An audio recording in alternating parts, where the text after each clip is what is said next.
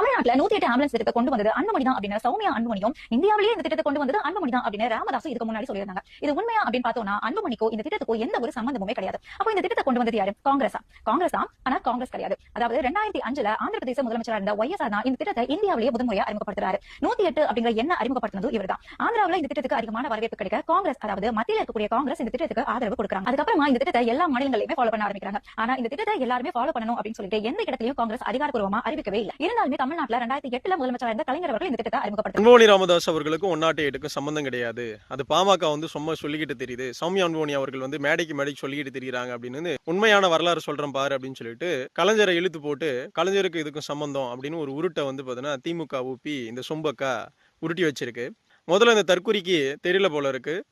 இதை கொண்டுட்டு வந்தது சத்தியம் கம்ப்யூட்டர்ஸ் அப்படின்னு சொல்லப்படுகின்ற ஆந்திராவில் இருந்து ஒரு நிறுவனம். அதோடைய ஓனர் சத்தியலிங்கராஜ். அவர் தான் தனிப்பட்ட முறையில் 30 தனியார் ஆம்புலன்ஸ்களை பார்த்தீங்கன்னா இஎம்ஆர்ஐ அப்படின்ற நிறுவனத்தை உருவாக்கி அதன் மூலமாக பார்த்தீங்கன்னா மக்களுக்கு சில சேவைகளை தொடங்குறாரு. அந்த தொடக்கத்துடைய விளிம்பாக அப்பொழுது பார்த்தீங்கன்னா ஆந்திராவுடைய முதல்வராக இருக்கிற ராஜசேகர் அவர்களுடைய விஷயத்துக்கு இந்த விஷயம் போய் இது மாநிலம் முழுக்க நீங்கள் இனிஷியேட் பண்ணணும் அப்படின்னு இஎம்ஆர்ஐ ஆர்கனைசேஷன் மூலம் சத்தியலிங்க ராஜாவில் அவருக்கு சொல்லப்படுது.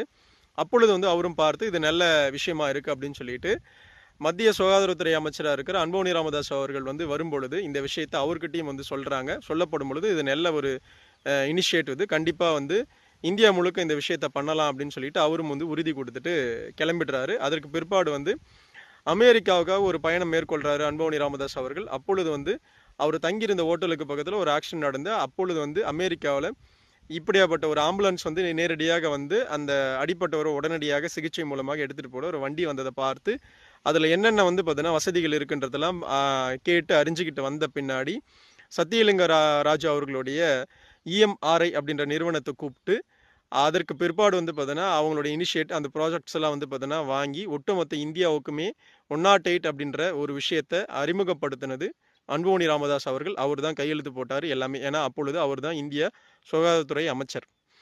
இந்திய சுகாதாரத்துறை அமைச்சராக இருந்த அவரே கையெழுத்து போடாமல் இந்தியா முழுக்க இனிஷியேட் ஆகிடுச்சான். எதுவும் தெரியலன்னா தெரிஞ்சுக்கிட்டு பேசணும். கூகுளில் போயிட்டு போட்டாவே தெரிஞ்சிடும் இது யார் இனிஷியேட் பண்ணாங்க அப்படின்னு சொல்லிட்டு. அதே போல் 108 அப்படின்ற நம்பர் மிலிட்டரி கிட்ட இருந்தது. அதை வாங்கினது அன்புமணி ராமதாஸ் அவர்கள் தான். ஏன்னா அப்பொழுது அவர் தான் கோரிக்கை வச்சு அதுவும் கொடுக்குறாங்க.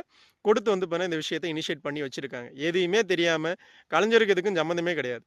கலைஞரே அப்போ பார்த்தீங்கன்னா பாமக கூட்டணிக்குள்ள வரணும் அப்படின்னு கெஞ்சிக்கிட்டு தைலாபுரத்துலேருந்து தைலம் வந்தால் தான் என்னுடைய ஆட்சியை இருக்கும் அப்படின்னு சொல்லிக்கிட்டு தெரிஞ்சவர் இவர் கொண்டுட்டு வந்தாராம் தமிழகத்துக்குள்ள 2008.